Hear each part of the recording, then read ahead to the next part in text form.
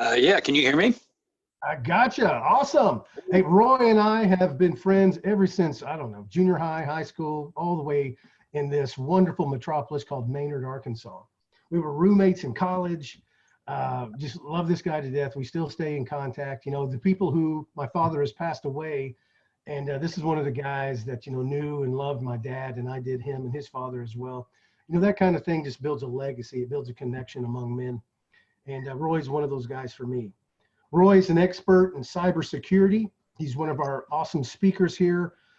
He is the security engineer and the red team leader and trainer for CIS Enterprise Red Team. He spent the last 20 years working in cybersecurity in a variety of roles, including vulnerability management, security engineering, and penetration testing. He's harnessed what he calls ethical grayness into a satisfying career. Currently, he leads the Verizon Corporation Information Security Red Teams, which is a professional way of saying that he basically, he's a team that takes sketchy people, hacks into their computers and steals their stuff, all for, with permission, all to basically, you know, create training programs and security protocols to make sure that people like you and I can stay safe. He's a Marine vet, like I said, one of my oldest friends. Roy, I really appreciate you being able to be here. He's going to be talking about the pandemic market, or excuse me, he's going to be talking about really cybersecurity and how that affects everything, especially during this time. Roy, thank you so very much. I appreciate you, brother. Yeah, no worries. Thanks for the nice introduction. I think I did it right on this device. I should be sharing my screen now with a slide deck that I built.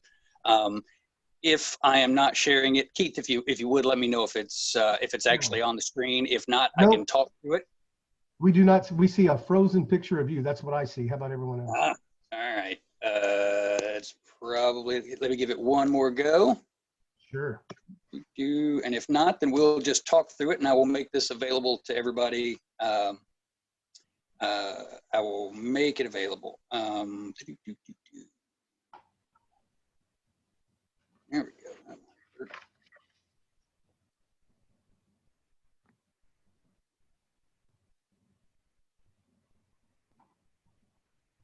All right, well, I'll tell you what, let's do. Let's just talk through it. And if anybody has questions about it, I will make sure that the presentation is put in a PDF form or something so everybody can look at it. Because I don't want to dilly-dally around, playing around with this stuff. So quick introduction to myself, building on what Keith said. Basically, I have a team of people, and our job is to steal stuff. We steal it with permission, generally from ourselves. And what we're going to do is we're going to kind of talk about the world of cybersecurity and what the world looks like right now, and how you can do a couple of pretty straightforward things to do a better job of protecting yourself. And the way that I'm presenting this is to help you defend against people like my team who want to get in and steal what you got. So initially, let's talk about what it is you have that somebody wants. There's probably all kinds of folks that are on here saying, why would hackers or why would criminals want anything from me? I've got a small business, I've got a small office, I work for somebody else. What do I have that somebody might want? And am I not protected by my anonymity? The answer to that is absolutely no, because everybody has something that someone else wants, right? You have a bank account, most likely. If you don't have a banking account and you've got a hole in the ground with a bunch of gold, guess what? Somebody probably wants that too. You've got a good reputation. You've got credit. You've got information. One of the things that Robert was talking about earlier is some businesses have customer lists or databases. There is information that you have that people want. You have access that people want, right? So you have the ability to log into other systems that might be valuable to a bad guy. You have bandwidth. You have a computer that connects to the internet, or you've got a phone on a system. You've got bandwidth that somebody else can utilize, so they want that as well. And finally, you've got reputation, right? So somebody may want to take your reputation down 3 or 4 notches. Somebody might want to impact your reputation to reduce the effectiveness of your business to improve their own. And if you were looking at my presentation now, you would see a graph that I've got set up from a study that my company does every year that talks about trending of what breaches and what criminals are actually after. And the vast majority, all the time, are financial. So something dealing with money is what someone else is targeting. Next to that is espionage, information, access, that sort of thing. And then down below, there's the other. And that's just, you know, there are folks who just do it for the kicks. So who's out there doing all of this stuff? One, opportunists, people who are doing this just for laughs, just to see what they can do. Think of the 17-year-old kid with a computer in Finland who's just trying to find security vulnerabilities to break into stuff. He's doing it for kicks. Think about activists who want to do this. Think about people who have a philosophical axe to grind against you. They hate capitalists. They hate people who use the gas and oil industry. They hate people who eat meat. You know, they hate Scientologists or Christians or whatever. All kinds of activists engage in cyber attacks as well. Think about weirdo lunatic creeps who are stalking your kids, who are wrapped up in, you know, for lack of a better term, white slavery, random pervs. You know, you have APT groups. And when I say an APT group, that's an advanced persistent threat, right? And there are multiple types of advanced persistent threats. There are organized crimes, right? So when you think of organized crime today, you might still be thinking Goodfellas and the guys in the zoot suits with Tommy guns. No, organized crime today are largely people around computers who are harvesting information and selling it. They're selling you as an identity with a good credit rating that they can then sell to somebody else who wants to open up a bunch of mortgages in your name and destroy your life so that they can squeeze a few bucks. And then finally, as far as advanced persistent threat groups, you've got the scariest of them all, which are nation states, right? So there are countries that have entire staff dedicated to wreaking havoc in our country and other countries, to stealing information, and then just to give America or to give other people a black eye. The worst countries in the world, and I've got a little map about this as well, the Chinese, the Soviet Union, the Iranians, and the North Koreans to some extent as well, when their power is on. Those are countries that have large-scale people who are targeting American businesses, American companies, and just Americans in general.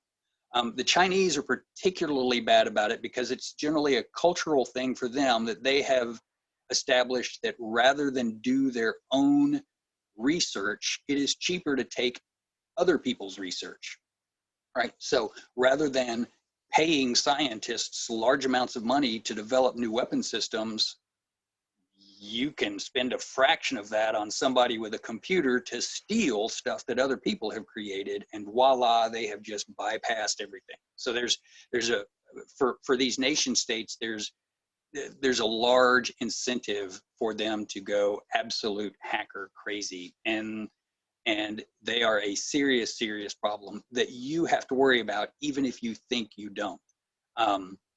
There are tons of times when we have been working with businesses and the owners of the company are thinking, why would somebody target what I have? And it boils down to small things, anything that will give them a competitive advantage, right? So it's up to you to understand your business, and it's up to you to know where your risks are so that you can actually adequately prepare yourself. And when you think about that, there's a chart that I'm looking at right now that talks about the number of breaches in America over the last few years. And 43% of those breaches, that is almost half of them, are targeted at small businesses. So the mom and pop shop who can't afford an entire cybersecurity division focusing on stuff, and or a smaller company who's immature, who has just started up, and they're doing things as rapidly as possible. And if you are, you're trying to get to market as quick as you can, sometimes you have to cut corners, and sometimes you have to do things, rapidly. And what generally happens when you speed up, you wind up taking shortcuts, and sometimes those shortcuts can cause you problems. So if we think about these bad guys that are out there trying to get into your stuff, let's talk for just a little bit. We've talked about why they might want to get into your stuff, and we've talked about who they are and who are the different groups that want your stuff, and who's their general target audience. Now let's talk about how are they getting your stuff. All right, so there's numerous ways, and we'll go over some of these and my particular favorites as well. So one of the primary ways that they'll get into your network is a vulnerability in your network itself. You've got a bunch of computers, you've got systems set up, somebody missed installing a patch. Somebody's got a configuration set on their device that is a default configuration that came from the vendor. Well, guess what? Those default configurations are well known to everybody. So that if I see that you've got a default password on your router and you haven't turned the web interface off on your wireless router, 2 blocks down the road, I can get into your network and start doing stuff. So vulnerabilities in the network itself. People have applications that they spin up. It is actually pretty easy these days to really do a decent job of locking down your network to protect it from attackers getting into it from the outside. But you then put applications on that network, applications to take credit card payments, applications to allow people to send you information, all of these things. And applications are a primary vector because people might not do as good a job as they can of sanitizing what you type into that environment. People could create coding issues that allow external people to get into your systems. So you've got your system itself that gives people access, then you've got the applications that you put up there that can also allow people to have access or to swipe your data. We see an awful lot of point of sale attacks and card skimmers, right? So one of the ways that they're getting the information that they want is they'll go to a bank ATM and they'll put a device on that skimmer or on your on the slot where you slide in your credit card that actually captures your magnetic strip and all of that information. And so, one of the things that I always do when I go and I'm gassing up or I'm going to an ATM, I look at that machine and I grab it and I start shaking it to make sure that everything is there. Happens all the time. And they're getting better at those. So that's not 100% always a great approach to take. But that's another way that people are attacking. Another one is physical access, right? So if you're in an office building, I cannot tell you how many facilities I've broken into just walking through the door looking like I belong there. I will take a day or two and I will watch how everybody else dresses in that office and I'll just wander in. And as long as you're not looking around and trying to act like you're not suspicious, it's amazing how many times you can get away with that sort of thing. Think about the people who are in your buildings doing maintenance and stuff. How well are they vetted in? It is entirely possible to put on a jumpsuit and act like you're fixing something and then start installing cameras or start installing traffic sniffers that will capture that traffic. All kinds of scary things just with physical access alone. And now the easiest, cheapest, and best way to get into somebody's network is I will ask you and you will let me in your network. This is basically social engineering. There's a couple of different ways that people do that, right? And there's a lot of psychology involved with it. And we're generally helpful people, right? So I'm going to send you an email requesting some information or trying to get you to go to a website that I control that will capture a lot of your information. I will send you an email that looks and smells and tastes suspiciously like the regular emails that you get. One of my favorite targets to phish people is LinkedIn. And we were talking about LinkedIn earlier. You need to be on LinkedIn, and you need to be using that, and you need to be networking with people. Well, that kind of makes my job easier. It is not incorrect that you need to do that, but you need to be cautious when you're doing that, to make sure that the people that you're talking to and the connections that you're making are actually legitimate. Spear phishing, I will do research on you specifically, and I will target my emails specifically to you. And it might have something that you download in it that will bring something onto your computer that you don't want. I might tell you to go to a website. I might pretend to be a help desk representative who's trying to fix a slow computer problem that you're having. So here, come to this website, log in right here. Oh, you've got two-factor authentication? Well, on this next screen, go on and give me that two-factor authentication code too, and that way I can work on these problems for you, and then voila, I'm in the network as you. We have lots of success doing that. And then finally, there's voice phishing and vishing, right? So you're calling up somebody, and you're saying, hey, I'm with the IT staff, and we need to work on your computer because it's slow, and I'm sure you've noticed that. All right, well, if somebody calls you and says your computer's slow and I'm sure you've noticed it, what are you going to say? Of course my computer's slow because I want it to open up files as fast as I can think of it. So happens all the time. So those are the primary ways. But like I said, I like social engineering better than the other stuff, right? So there are 0 days. There are vulnerabilities that are in your servers and your applications that bad guys know about that even the manufacturers don't know about. But those things are expensive and take an awful lot of research to get. You're talking $150,000, $200,000 for a 0 day that will let me break into your network without you knowing. I can make a phone call to you for almost nothing and stay on the couch in my pajamas while I'm eating Cheetos. That is a much more effective way to do it. There's some things that you have to be careful of, right? So if somebody calls you and they don't speak English, then it's probably not going to be all that successful.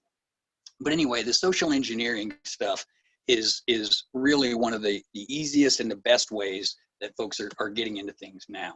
Now, what are the common denominators of all of those aspects of somebody getting into your network, right? So they all have one or two things in common, and it all is that they are preying on human error, complacency, and deficiencies, right? So they, with the exception of a few 0 days, which are not the norm, that's the exception, bad guys are breaking in and stealing your stuff because you and or your staff made mistakes or got quick or got lazy or didn't dot your I's, didn't cross your T's. That happens all the time. Human error and failing to close all of the gaps is pretty much how people are getting in. Your coders are writing applications that are buggy and flawed because they have to get it out quick and they don't have time to do the thorough testing. Your system admins are spinning up boxes that have default credentials on them because they're working on some agile sprint that means if they don't get this box up today, that's going to cost them some money. Humans make mistakes because we're trying to be friendly to other people. You're going to cough up that information to me because I sound like a nice guy and I'm cracking jokes with you. You're going to click on something because it looks like it interests you and you're not doing your due diligence to make sure that the connections that you're making are legitimate. Lack of a situational awareness presents you as a soft target. And ask Nathan what happens to soft targets. I'm sure he'll share that later. Okay, so let's pivot this a little bit to, oh my God, fear, uncertainty, doubt, eek, eek, eek, what the heck are we going to do?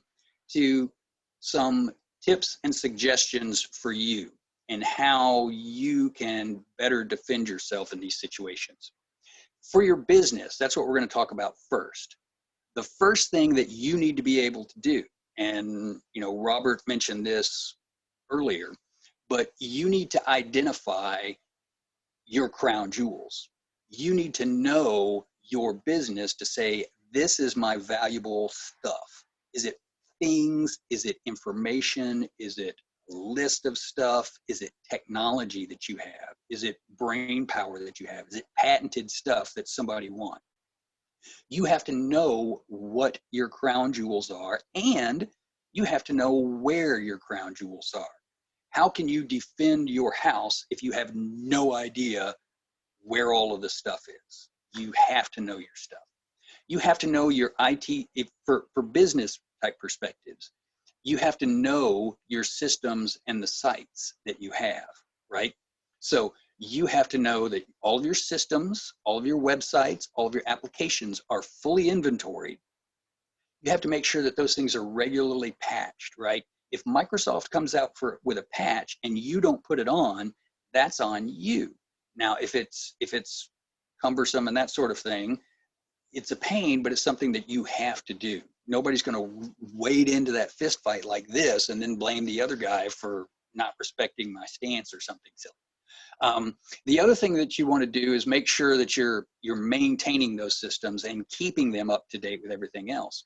And finally, well, not finally, but one of the big things that you want to do is you want to test this stuff on a regular basis, right? If you're a multi-gajillion-dollar company like the one that I work for, we have teams of people that test this stuff, and we pay people lots of money to do it. You might not be able to do that, but you can find security consultants, or you can,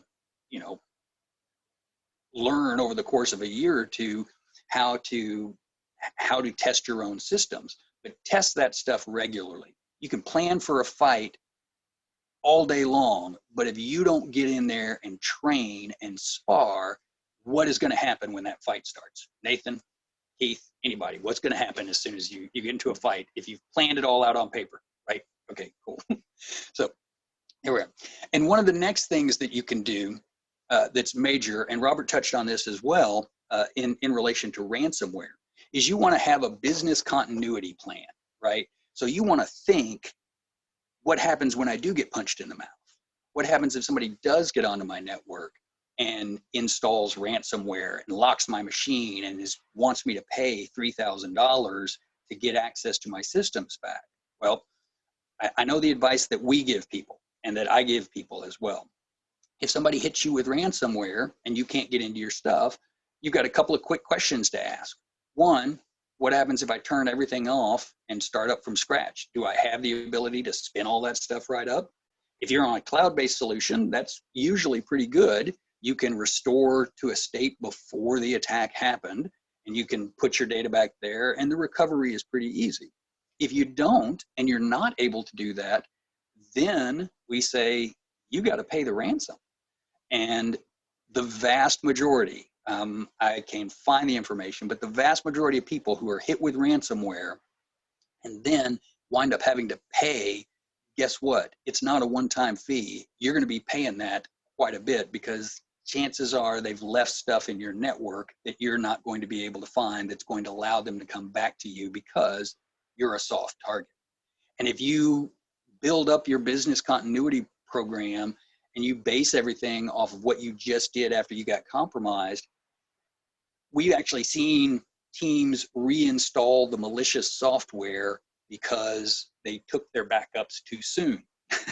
So we turned everything off and we reinstalled it because we wanted a clean slate, and now we think we're good.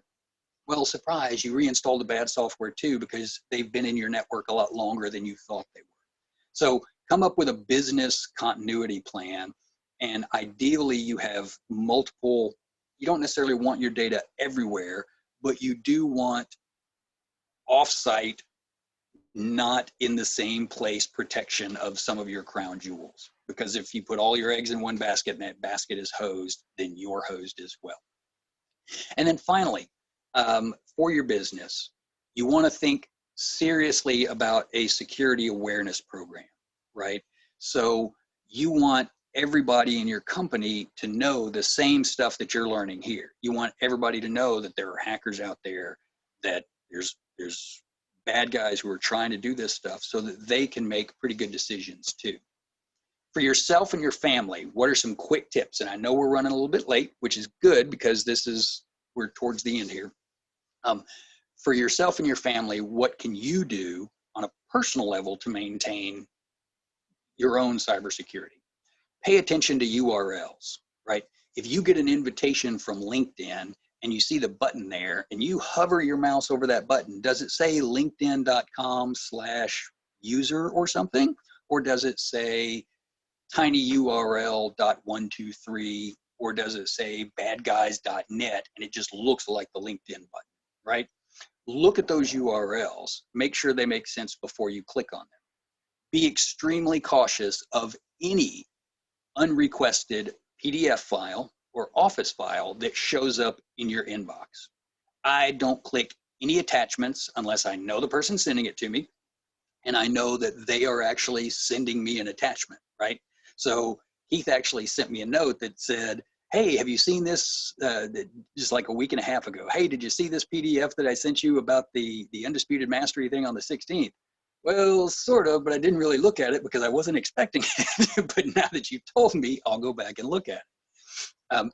Be equally cautious of any unrequested links you're sent, particularly things like bank account password changes, IT system ID changes, anything that wants you to log into something else. That is a huge warning flag. And then validate any phone numbers that you're directed to call via email or this cool thing called Google, right? So if you get an email from the IRS saying, I'm about to audit you, call this number, go to the IRS and look up their contact information and see if that's it. One of the tips that I do whenever I get a LinkedIn request, for instance, is I will never, ever, ever click on a LinkedIn email, because that's one of my favorite ways to target other people. If I get a LinkedIn request, oh, that looks legitimate, I am going to leave that email where it is, and I'm going to open up a brand new window, and I'm going to go and I'm going to get into my LinkedIn and see if I've got that invitation, and then if it looks out, if it checks out, I'll click it. That type of thinking, basically zero trust against anything that comes into your inbox, is going to go a long way. And if you're doing some sort of security awareness for your family, for your businesses and stuff, make sure, absolutely sure, that you are including your administrative assistants and the people who are taking care of your schedules and the people who are taking care of your calendars and that stuff, because they're actually my favorite targets, because they're very helpful by and large, and they have information that they can give me about you that you won't be aware of that I've just gotten. So make sure that that everybody in the office gets this stuff. A couple of other minor tips for you. The IRS already has your address. They're not going to hire Indian people to call you,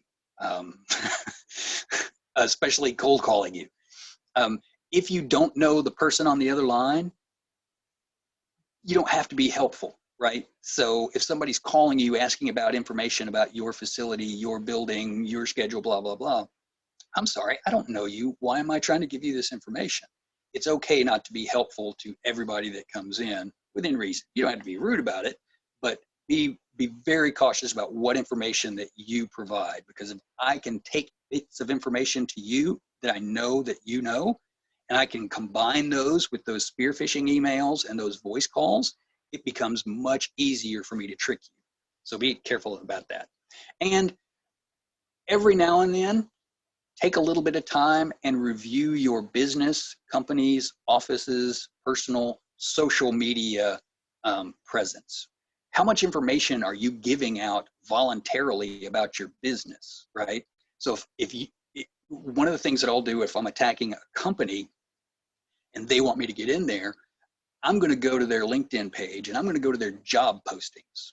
and I'm going to look at what type of people you're trying to hire, because that's going to tell me what systems you're using. Oh, you're looking for a Cisco architect. That means you're running Cisco stuff, and you want this architect to know X, Y, and Z. Voila, I've already mapped out some stuff in your network that you've voluntarily given me for nothing. And guess what? You have no idea that I'm just trolling around doing that stuff. So be careful about what you put out on the internet, particularly in regards to your business, your personal life, and all that kind of stuff. And with that, we're getting pretty close to the end there, Keith. So let me turn it over for any kind of questions. Like I said, I've got a slide deck prepared for this that I will convert into PDF and send to Keith, and he can give you all this stuff. It's got cool memes, charts, and stuff like that as well. Awesome. Well, thank you so much, Roy. Great job, brother.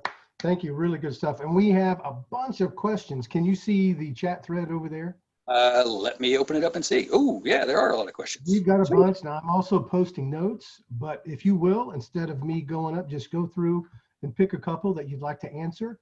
And just a reminder, everyone, you can email me your question, and I will make sure and get that to Roy and get you a response. Sure. All right. So first one I've seen, are VPNs safe? Is this protection for cybersecurity today? VPNs are a very good idea. VPNs protect you from some things, but not everything, right? So if I call you and trick you into going to a login page that looks like two-factor authentication, and you cough up your VPN keys, well, you've just kind of opened up the door. What VPNs are really good about is protecting you from people who are on a network who are sniffing that traffic and trying to intercept that data. So VPNs are good, but again, there's a human element in there that can be attacked. And I might not be able to break into your VPN, but you can't patch Goofy, so I'm going to try to attack you. Okay, so let's see. Is Avast a good internet security? I'll be honest with you, I don't really know. I would love to be able to give you a review. By and large, any security that you have is better than no security. So without a point-by-point critique of Avast, I'm going to say if you're thinking about it enough and you're using that product, it's better than using nothing. There's probably good points and bad points to it. You want to look specifically for things that can tie into your email that will have good recognition of spam, phishing, that sort of thing, because phishing is super common. Things like that. So I did see a question that I wanted to make sure that I got. Somebody asked me about passwords and how do you manage, here it is. How do you manage all your personal passwords you have for everything from email accounts to bank accounts to travel websites, etc.? KeyPass. KeyPass is one tool that I use. Now there's all kinds of them. KeyPass is a simple free one, and I like free because I'm cheap by nature, that effectively you give this thing a really cool password and really long one, but the problem is then you've got to remember your password to your KeyPass. But it will keep track of all of your passwords for you, and it will do things like randomize them and make them difficult so that you don't even know your own passwords. I'll be honest with you, I have no clue what my passwords are for most of my stuff. If I get kidnapped tomorrow and somebody's got me tied to a chair with a lead pipe, they're not going to get a lot out of me because I have no idea what that password is. So that's a really good one that everybody can use. And even if you don't want to use KeyPass itself, password vaults, that's effectively what it is. There you go. See if there's any other ones. RoboForm, don't know, but again, I'm going to kind of rely on that similar answer that I had for Avast. It may have some problems with it, I'm not sure, but is RoboForm better than you having a notebook that has all your passwords on it or a spreadsheet on your computer? Funny quick story. I broke into a call center one time just by walking through the door. The guard wasn't paying any attention, and I got in, and I saw a computer that somebody didn't lock when they got up and left. And I sat on the computer, and on the desktop, they had an Excel spreadsheet that had, and I don't kid, I kid you not about this. The title of it was All of My System Passwords and Systems. So it was literally a spreadsheet that showed every single one of the systems that they accessed, what their user ID and password was, and then a nice little explanation about what those systems are. So I printed that off and voila, game over. And that was like 10 to 15 minutes. On the follow-up question, do I let Google remember any of my passwords? Oh, no. Before we go too far down that rabbit hole, personally, I think Google is evil. I use them. I have some Google stuff, but Google is the great Satan. Microsoft is terrible. Apple is horrendous, and Google is worse because Google tries to give you everything for free in exchange for you letting them have all of your information. And guess what? They're cataloging everything that you put into there for their own use. Hate Google, but you almost can't avoid it now. So I'm very, very cautious about what I put in Google, and I do not let them remember my passwords or my credit card. Well done. Excellent. Again, remember, guys, great questions. Lots of good stuff. Email me. My email, most of you have it. I'm going to put it here again. And I'll make sure and get your questions to Roy. Roy, is it okay if I get those back to you and that you send me some replies? Yeah, as long as you let me know that the questions are coming and they're not in PDF form. No, I'll pretend that I'm Google. Yeah, that's it. You got it. Absolutely happy to. Yeah, happy to help. Thank you so much, Roy. Great job. Thank you, sir. Thank you. Guys, remember just to follow up Roy. It does great work in cybersecurity. Any questions you have, maybe even a chance to work with him sometime.